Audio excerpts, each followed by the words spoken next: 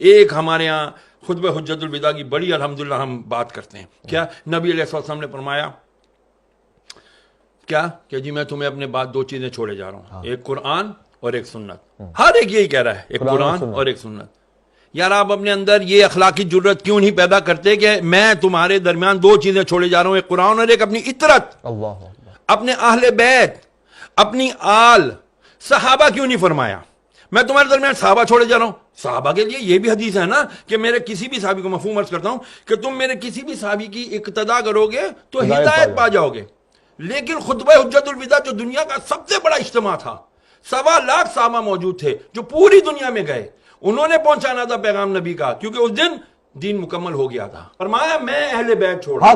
کیوں؟ اس کی سب سے بڑی وجہ, صحابہ بھی وفات پا گئے, کئی صحابہ نے شادیاں نہیں کی, کئی اصحاب کے اولاد ہی نہیں ہیں, لیکن اللہ نے قرآن میں وعدہ کیا ان شانیہ کا هو الابتر, اے محبوب تیرا دشمن ہی بے نام رہے گا لیکن تیری آل چلے گی, تیری آل چلے گی, قیامت تک سید ہوگا. آئے گا ایک آخری سید جس کا نام مہدی ہوگا, محمد ہوگا, وہی آ کر کے پھر دجال کو بھی مارے گا, وہی آ کے جب حضرت عیسیٰ علیہ السلام کو بھی کلمہ پڑھا کر کے وہ کہیں گے کہ اب میں لا الہ الا اللہ محمد رسول اللہ کا کلمہ پڑھتا ہوں. اب بات آ جاتی ہے یہاں پر کہ ہم کیوں نہیں سناتے کربلا کا, چھوڑ دیا کربلا کو, شیعوں کا کام ہے یہ, تو ہمارا کام نہیں ہے. یہ کس نے کہہ دیا کہ یہ خالی کربلا اہل بیت نبی کی آل صرف شیعوں کا ٹھیکہ ہے؟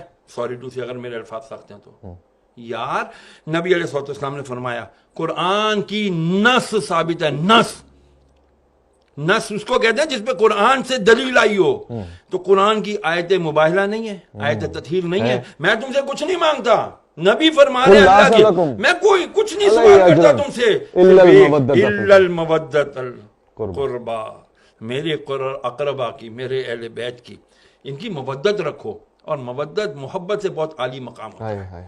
اس کے اندر اگر ہم جائیں گے نا, لیکن جب تک وہ کرائیٹیریا نہیں بنے گا اس وقت تک بچیں گے نہیں. کون سا ٹولہ شروع ہو گیا جی, ذرا سا ذکر اہل بیت کیا, ذکر علی کیا, انہوں نے کہا جی تفضیلی ہے تو رافضی ہے, اب اس کا کیا کریں, یہ بھی تو مسئلہ ہے. میں نے آپ سے عرض کیا نا, ہمیں دوبارہ ریویو کرنا پڑے گا.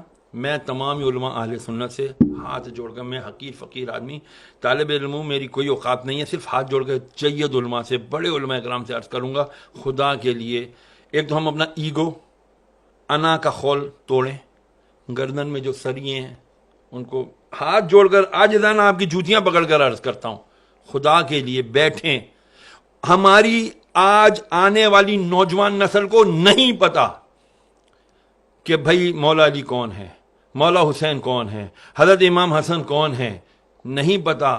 رسول کی اہل بیت کون ہیں, ان کو نہیں پتا. اگر ان کو پتا کرنا ہوتا ہے تو وہ اٹھاتے ہیں اور کس کے بیانات سنتے ہیں, وہ اہل تشیع علماء کرام کے بیانات سنتے ہیں. بہت بڑے بڑے نام ہیں, میں شہنشاہ نقوی صاحب کو بہت اچھے سے جانتا ہوں, میں مسعودی صاحب کو بہت اچھے سے جانتا ہوں, میں باقر صاحب کو جانتا ہوں, بہت بڑے بڑے علماء ان کے ہیں. لیکن کیا عوام علماء اہل سنت اپنی اس جو بھی کمی ہے اس کو ختم نہیں کر سکتے؟ میری التجا ہے, خدا کے لیے تفضیلیت کا لیبل ہر ایک کے اوپر نہ لگائیں. صحابہ کرام علیہ رضوان ان کے اپنے مقام ہیں, اہل بیت کا الگ مقام ہے. کیوں مقابلہ کرتے ہیں آپ لوگ؟ خدا کے لیے نہ مقابلہ کریں, یہ مقابلے بازی کا کام ہے ہی نہیں. اللہ اکبر. یار جب ویسے آپ اس بات کو قبول کرتے ہیں, سچا سوال ہے, حضور نے ہم میں اہل بیت کو چھوڑا تھا نا, انی تارکو فیکم ثقلین کتاب اللہ و اطرتی, اور ہم نے بھی اہل بیت کو چھوڑ ہی دیا. دیکھیں کرائیٹیریا دے دیا, ایک اصول دے دیا, قرآن کو پکڑے رہو گے ہدایت پر رہو گے, قرآن کے ساتھ دوسری چیز کیا چھوڑی, اہل بیت پکڑو گے تو ہدایت پر رہو گے.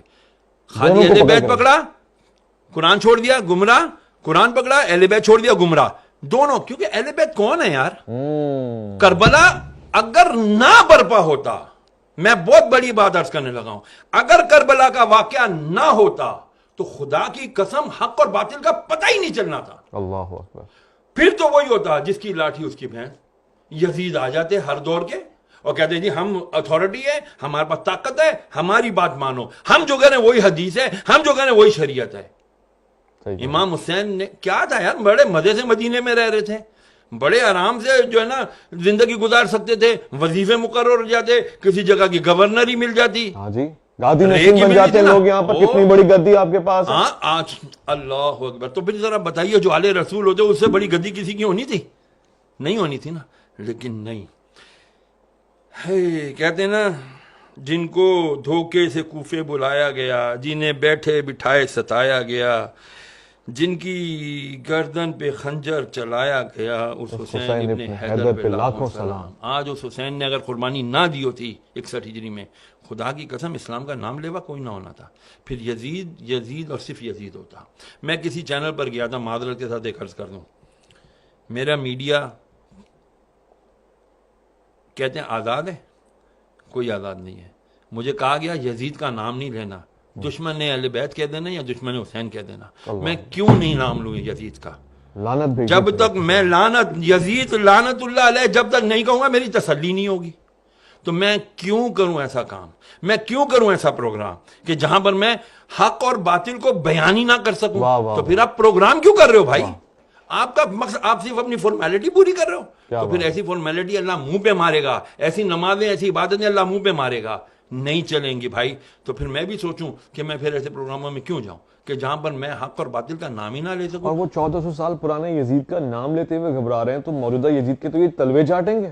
تو ہو یہی رہا ہے، سسٹم آپ کے سارے یزیدی چلا رہے ہیں بدقسمتی سے، اور پھر ہم کہتے ہیں جی ہم اہل بیت کے ماننے والے ہیں، ہم رسول اللہ کے جنت رسول اللہ کی، ایسے نعروں سے جنتیں ملنے لگی نا تو بڑے بڑے، وہ کیا شعر ہے اقبال کا کہ وہ ہو تو وہ بھی نعرے تکبیر بھی، تقریب کیا ہوتا ہے وہ فتنہ، فتنے کے اوپر علامہ اقبال نے کہا نا کہ بہرحال مجھے اشعار یاد نہیں رہتا بھائی، سیدھی سی بات ہے، فتنہ بہت ہے آج کے دور میں، اپنے آپ کو بچاؤ، اہل بیت اور قرآن سے محبت رکھو، قرآن پڑھو گے۔ مولا کا ایک قول یاد رکھنا، مولا علی مشکل کشا کیا فرماتے ہیں جب میری خواہش ہوتی ہے کہ میں اللہ سے بات کروں تو میں قرآن پڑھتا ہوں، میں نماز پڑھتا ہوں، اور جب میں دیکھتا ہوں، میں چاہتا ہوں کہ اللہ مجھ سے بات کرے تو میں قرآن پڑھتا ہوں، تو مجھے لگتا ہے اللہ مجھ سے کلام کر رہا ہے۔ کیا بات ہے۔ تو جب یہ بتا دیا مولا نے کہ دیکھو تم قرآن بھی نہیں چھوڑنا اور ہم لوگوں کو بھی نہیں چھوڑنا، بہت بہت اگر ان کو چھوڑ دو گے تو گمراہ ہو جاؤ گے۔ سبحان اللہ۔